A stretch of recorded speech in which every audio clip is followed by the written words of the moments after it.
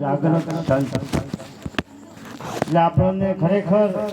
આપણે બધા ભાગ્યશાળી છીએ કે એના માટે જે સાધન જોવે સાધન આપણને મળી ગયું છે મનુષ્યનું દેહ એટલે લગભગ તો બધા ગુરુમુખી છે પણ જો કોઈ આનાથી અજાણ હોય તો સમય ચેતી જવાની જરૂર છે સાહેબ ગઈ સંપત ફરી સાંપડે ગયા વળે વહાણ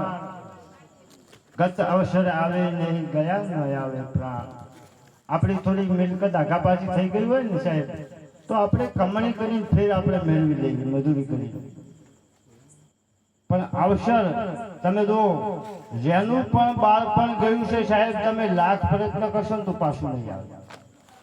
દીવા ધૂપ અગરબત્તી અરે કોઈ પણ ઉપાય જેનું પણ બાળપણ ગયું છે એ કોઈ દિવસ પાછું નહીં આવે જેની પણ યુવાની ગઈ છે ને એ કોઈ દિવસ પાછી નહીં આવે સાહેબ તમે કોઈ પણ પ્રયત્નો કરશો એમ દિવસોમાં દિવસો મહાપુરુષો કે ગઈ સંપત ફરી સાંપડે ગયા વળે વહાણ ગત અવસર આવે નહીં ગયા નહીં આવે પણ આ મનુષ્યનો દેહ અવસર મળ્યો છે શું ખબર મહાપુરુષો તો એમ કહે છે કે 2 કરોડ વર્ષે મળ્યો તો મળ્યો 2 કરોડ વર્ષે તો પછી આજે મળ્યો છે તો ખરેખર એનો સાર્થક કરી દેવાનો મહાપુરુષો એવું બધું નથી કહેતા મહાપુરુષો તો ત્યાં સુધી કહે છે કે મળ્યો છે તો એને માલું ખરી સમય ખાવાનું સમય પીવાનું જે કઈ મનુષ્યનું શોભાઈમાં હેતુ હોય એ એના પ્રમાણમાં રહી ખાઈ પી મોજ કરી અને સંતોના ચરણે ગઈને આપણું જીવન ધન્ય કરવાનું સંતોનો સ્વભાવ સેવો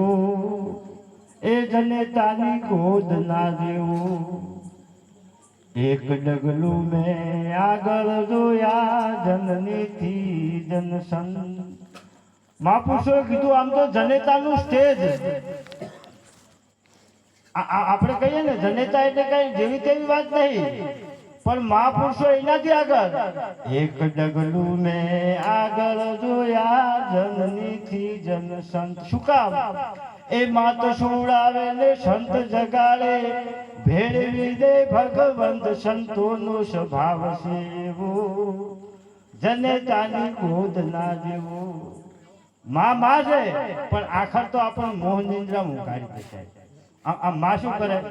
ખવડાવી પીવડાવીને ઊંઘાડે બીજું કરે અને સંતો આપણને જગાડી દે કે મૂર્ખા આ એવો અવસર આવ્યો છે અને આ ચો ગુમાવે છે અને માં આપણને બધું સંપાન કરાવે પણ આખર તો આ 2 વીઘા તારી આ ઘર તારું આ તિજોરી પડ્યા તારા આ બે આમ કોઈના છે ભાઈ આમ ઇતિહાસના ચોપડે એક આધો મુદ્દો એવો બતાવો કે કોઈ લઈને આવ્યું હોય એક મુદ્દો સંતોએ ખીલા માર્યા કોઈની તાકાત નહીં એક શબ્દને તમે આગા પાછો કરી દો બીજા બધામાં કરી શકશો તમે પણ સંતોએ જે ખીલા માર્યા છે એ આપણી તાકાત નહીં સાહેબ એક મુદ્દો એવો બતાવો કે કોઈ લઈને આવ્યો હોય એક મુદ્દો એવો બતાવો સાહેબ કોઈ લઈને ગયો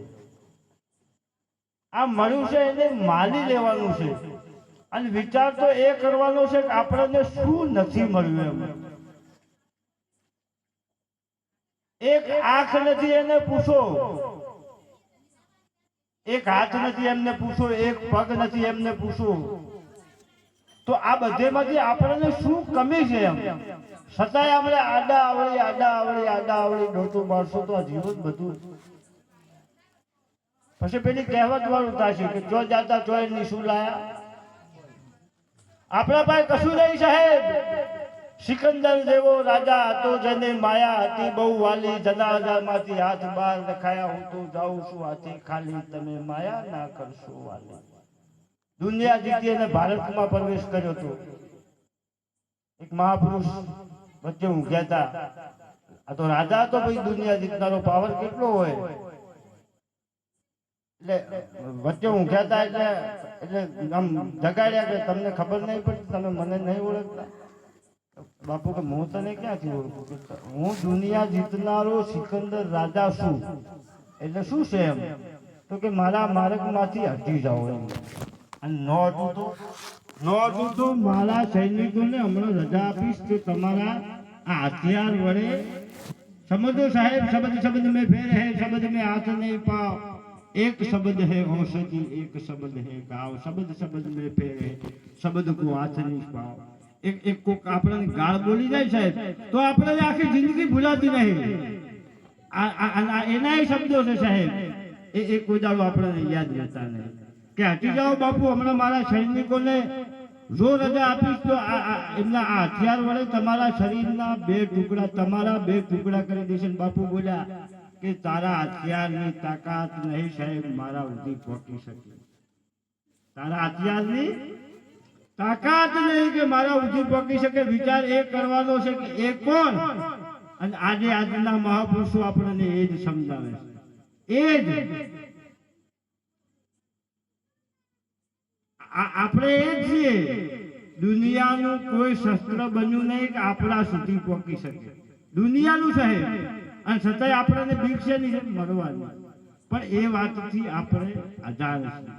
હમણાં મહાપુરુષ વાણી બોલ્યા કે જાગ્યા એ તો પરમ પદ પાયા ઊંઘેલા જન્મ ગુમાયા ઊંઘ એટલે આપણે બધા જાગતા છીએ શરીરથી આપણને એવું લાગે ખરી પણ મહાપુરુષો મોહ નિંદ્રાની ઊંઘની વાત કરે જે મોહ નિંદ્રા છે તમને ખરેખર હું એક દ્રષ્ટાંત રજૂ કરું કે રાવણનો ભાઈ શું નામ સ્વામી કુંભકર્ણ વિચાર કરો સાહેબ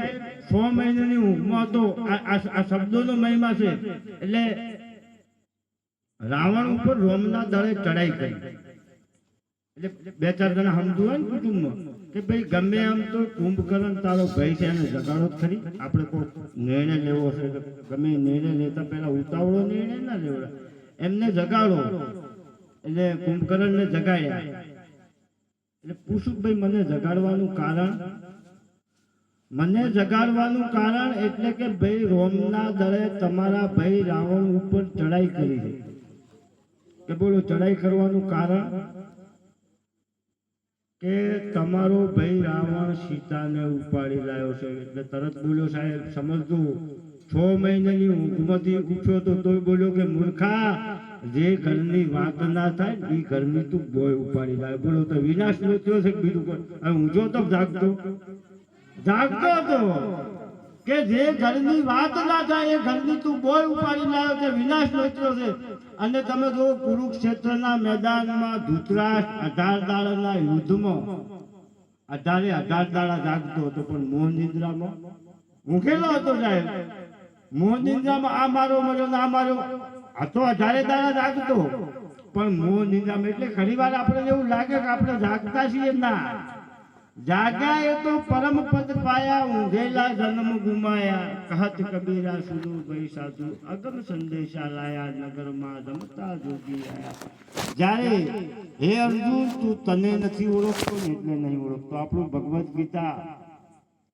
આ વિચાર તો ખરો એક વખત વિવેકાનંદ અમેરિકા ગયા અને એમણે ખાલી પ્રશ્ન કર્યો હતો કે ભગવદ્ ગીતા વિશે તમારું શું કહેવું છે બાપુ કે એ વખતના સમયમાં આપણી ગીતાને બધા સંપ્રદાય બધા ધર્મોના જે ગ્રંથો હોય ને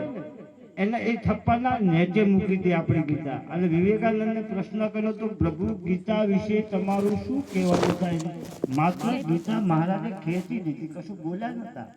અને બધો થપ્પો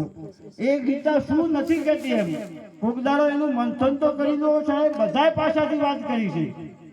બધાથી જે જરૂરિયાત દુનિયાનું કોઈ જ્ઞાન એવું નથી કે આપણી ગીતામાં ના હોય આ જીવન જીવવા માટેનું બધું છે સાહેબ પણ એમાં તમે એનો કંઈક નજર નાખશો તો આપણને કંઈક પ્રશ્ન હે અર્જુન તને નથી ઓળખતો એટલે મને નથી ઓળખતો પણ આ વાત જાણવી હોય તો કોક તત્વવેતા મહાપુરુષના શરણે જઈ અને જેમ છે દંડવત પ્રણામ કરી પૂછી દેજો પણ આપણી દ્રષ્ટિ બધી ઘાટે જાય છે સાહેબ આજે એ જ સમય છે કોક હનુમાન તો બની ગયો સાહેબ આજે રામ હાજર છે અરે કોક કોક અર્જુન બની ગયો આજે કૃષ્ણ હાજર છે કોક અરજી ભાટી તો બની ગયો સાહેબ આજે રામ હાજર છે કારણ કે જે મુદ્દો તો છે દાવા વાળો છે જ નહીં આમ તમે જો જે દાડે રોમનું શરીર હતું